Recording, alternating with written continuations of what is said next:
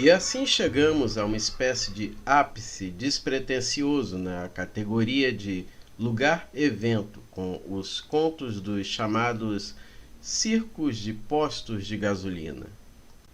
É aqui que devo confessar uma conexão pessoal com esse conjunto de histórias em particular, pois pode-se argumentar que sou um dos muitos que ajudaram a propagá-las em minha juventude. Então, eu devo fazer um desvio rápido e trocar de chapéu temporariamente, de um erudito para um contador de histórias. Minha família fazia o que muitas famílias suburbanas de classe média faziam nas férias nos anos 70. Nós fazíamos longas viagens de carro para visitar os muitos marcos históricos que, de forma alguma, interessariam alguém com menos de 30 anos. Discussões, estações de rádio country e motéis decadentes preenchiam nossas vidas, às vezes por mais de 2 semanas. Sendo constantemente sacolejado dentro daquela perua quente e abafada com o meu irmão mais velho por dias intermináveis, havia uma coisa que me impedia de me perder completamente dentro da minha mente pré-adolescente naquela época. E isso era a promessa de nós visitarmos os shows divertidos. Depois de conversar com meu irmão em várias ocasiões enquanto escrevíamos este livro, conseguimos em conjunto nos lembrar de algumas vezes em que, supostamente, testemunhamos o que nós mesmos apelidamos de os programas engraçados. Eles apareciam aleatoriamente entre os incontáveis postos de gasolina, decrépitos e espalhados pelas principais estradas da América. Determinar quais redes de postos, rodovias ou mesmo estados mais associados a esses shows provou ser algo bem difícil. Mas, com base em memórias pessoais e em outras correspondentes, parece que a maioria desses encontros ocorreu nos estados do Sudeste.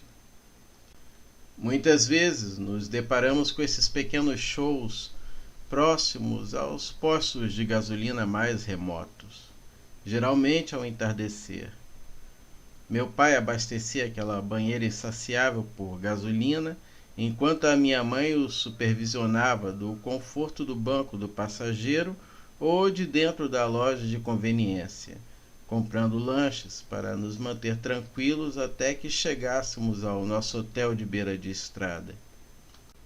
Ainda nos primeiros tempos da cultura do cuidado com estranhos, meu irmão e eu não éramos muito supervisionados durante estas curtas paradas. Nós vagávamos pelas áreas dos estacionamentos de asfalto escaldante e muitas vezes nos encontrávamos escalando cercas de madeira de pastagens de gado, ou pulando por portões de metal enferrujados para inspecionar os detritos espalhados em muitos desses estacionamentos de postos de gasolina. E era nessas áreas, mais ao fundo, onde nós os descobríamos. Pareciam ser pequenas feiras em estado de abandono. Algumas tinham brinquedos que pareciam mais funcionais do que outros, mas a maioria era apenas pequenas áreas cercadas por meia dúzia de brinquedos enferrujados e uma única tenda de circo esfarrapada ao centro. Depois de examinar os brinquedos, sempre entrávamos na enorme tenda, e era aí que começava a grande estranheza de todo esse fenômeno, pois o sol sempre parecia estar no exato ponto em todas as vezes em que entrávamos. Aquele ponto em um pôr do sol onde a luz havia diminuído, mas os tons de vermelho e laranja estavam vibrantes ainda. E isso parecia aumentar a decrepitude à nossa volta, especialmente em relação à tenda. Era preciso um tipo especial de bravura e de estupidez infantil para andar por um parque assustador como este e entrar em uma tenda como essa, totalmente fora da vista e da vigilância de nossos pais.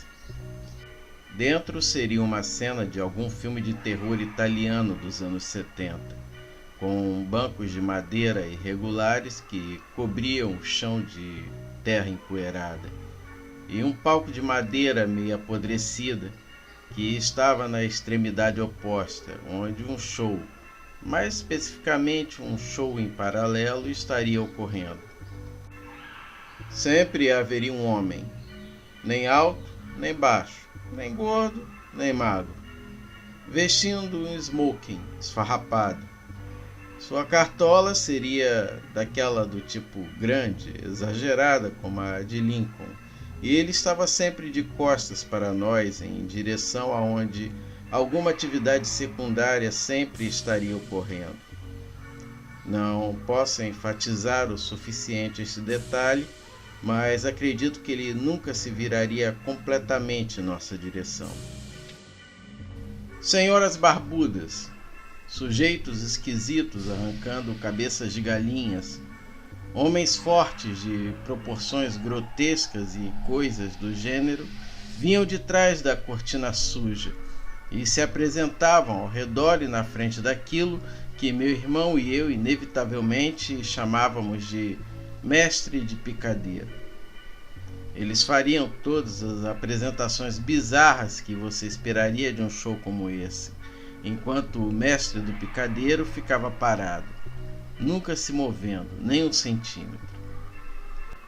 Nós ríamos e expressávamos admiração da visão dessas pessoas estranhas, ignorando totalmente o cheiro azedo do lugar e o cenário de pesadelo. Eu olho para trás e me pergunto como não ficamos horrorizados com algumas das apresentações mais extremas, como a do Sr. Agulhas ou a dos três amigos que eram um. Todo o show seria encerrado com um grande final, onde todo o elenco sairia e começaria a dançar de forma errática ao nosso redor, com a música de realejo de um órgão sendo tocada de lugar nenhum. Todo mundo estaria sorrindo, esses enormes sorrisos forçados, e cada um, por sua vez, nos dava tapinhas nas costas. A música parava abruptamente, e todo o grupo saía da tenda pela parte de trás do palco desgastado. Era então que o mestre do picadeiro virava lentamente a cabeça para a esquerda e nos dava um breve vislumbre de seus cabelos loiros desgrenhados, sua pele manchada e... Parece que é aí que a memória do meu irmão e a minha se apagam. A próxima coisa que qualquer um de nós pode se lembrar em todos esses casos é o de estar sentado no carro, já longe do posto de gasolina e anoitecendo. Os shows pareciam quase como sonhos beirando a pesadelos, mas nós nunca pensamos neles dessa maneira. Havia algo muito real em toda essa experiência, pelo menos para nós. Conversei com um amigo psicólogo sobre tudo isso, e a sua impressão foi a de que nós estávamos sofrendo com a habitual imaginação infantil, excessivamente ativa, que se misturou às nossas memórias reais. Uma ocorrência comum, ele me assegurou, à medida que envelhecemos.